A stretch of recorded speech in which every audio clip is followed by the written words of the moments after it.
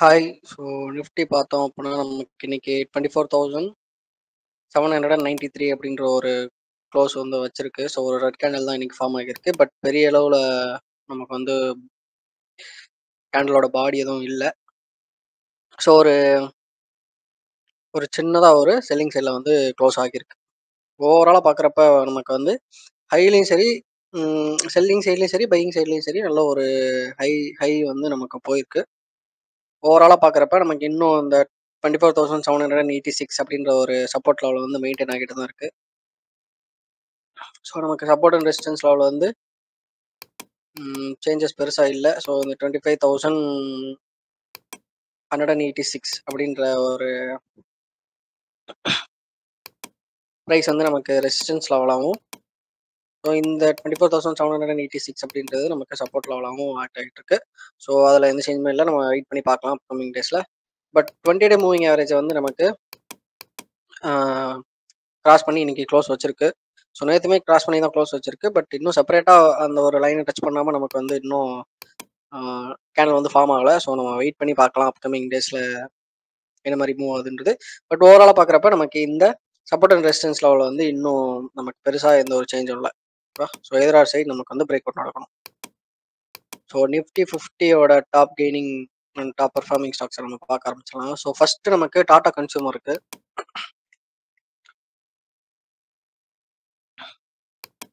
So Tata consumer product limited பார்த்தோம் அப்படின்னா இன்னைக்கான க்ளோஸ் 1088 ருபீஸில் நமக்கு வந்து க்ளோஸ் ஆகியிருக்கு. ஸோ ஓவராலாக பார்க்குறப்ப நமக்கு நம்ம ஆல்ரெடி மார்க் பண்ணி வச்சிருக்கிற நம்ம அனாலிசிஸ் பண்ண இந்த ஒரு சப்போர்ட் லெவல் தான் ப்ரைஸ் வந்து ரியாக்ட் ஆகியிருக்கு. ஸோ அந்த இடத்துல நம்மளால் தெளிவாக பார்க்க முடியுது. நல்ல ஒரு ப்ரைஸ் ட்ராப் வந்து நடந்திருக்கு. அதுக்கப்புறம் பார்த்தோம் அப்படின்னா நமக்கு இந்த ஒரு சப்போர்ட் லெவல் வந்து 166 அப்படிங்கிற ஒரு சப்போர்ட் லெவல் வந்து நம்ம மார்க் பண்ணி வச்சுருந்தோம். ஸோ ப்ரீவியஸ் வீடியோஸில் செக் பண்ணி பாருங்கள். ஸோ அதுக்கப்புறம் என்ன ஆகியிருக்கு, நமக்கு வந்து நல்ல ஒரு பையிங் கேண்டல் வந்து ஃபார்ம் ஆகியிருக்கு. ஸோ பையிங் கேண்டலுமே நமக்கு ப்ரீவியஸ் கேண்டலோட ஹையெல்லாம் கிராஸ் பண்ணி தான் க்ளோஸ் வச்சிருக்கு. ஸோ நல்ல ஒரு ஹியூஜ் பாடியுமே இருக்குது. கேண்டலோட பாடி வந்து நல்ல ஒரு லார்ஜர் சைஸில் இருக்கிறதுனால நமக்கு வந்து ஓவராலாக நமக்கு ஒரு பையிங் சைடில் மூவ் ஆகிற மாதிரி தெரியுது. ஸோ அப்கமிங் டேஸில் நமக்கு இமீடியட் ரெசிஸ்டன்ஸ் பார்த்தோம் அப்படின்னா ஒரு சின்னதாக நமக்கு ஒரு ஷார்ட்டர் டைம் ஃப்ரேமில் நமக்கு இந்த 1097 அப்படின்ற ஒரு ப்ரைஸ் இருக்கும். ஸோ அதுக்கப்புறம் நமக்கு அந்த அரௌண்ட் 1 hour கிட்ட நம்ம இப்போ வரப்போ இந்த 1008 இருக்கு.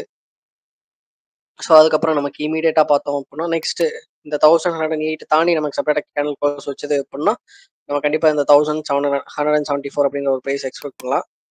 ஸோ மேபி இந்த ஒரு ஏரியாக்குள்ள நமக்கு சைட்வேஸ் மூவ்மெண்ட்ஸ் வந்து கொடுக்கறதுக்கு சான்ஸ் இருக்கு. ஸோ நம்ம வெயிட் பண்ணி பார்த்தா தான் தெரியும். அப்படி இல்லை அப்படின்னா நமக்கு இங்கே பிரேக் அவுட் நடந்து செப்பரேட்டாக கேண்டல் ஃபார்ம் ஆச்சு அப்படின்னா அப்கமிங் டேஸில் நமக்கு சப்போர்ட் லெவல் பார்த்தோம் அப்படின்னா ஸோ இந்த ஒரு ஏரியா இருக்கு. ஸோ இந்த ஒரு ஏரியா தான் நமக்கு வந்து சப்போர்ட் லெவலாக இருக்கும்.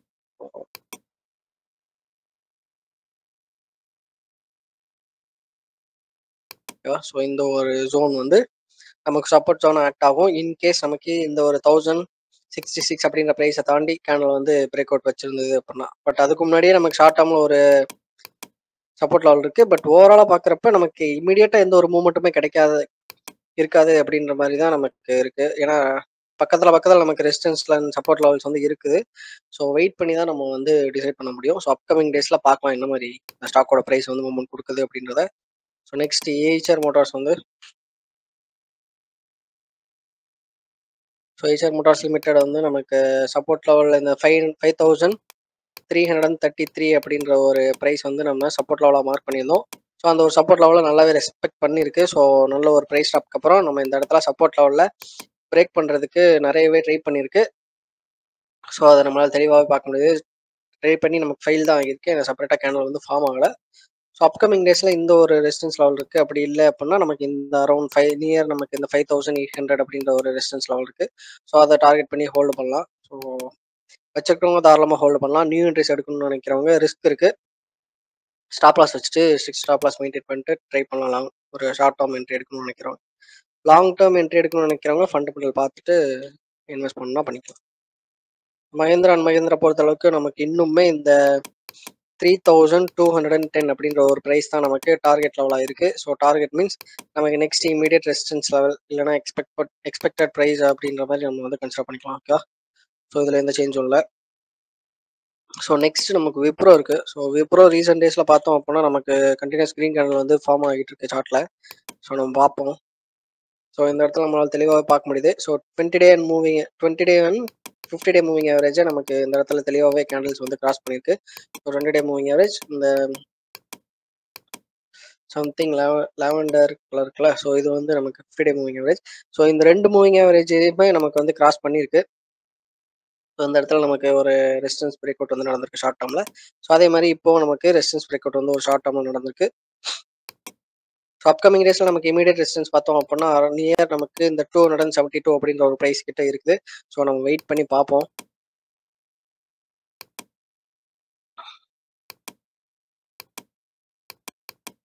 ஓகேவா?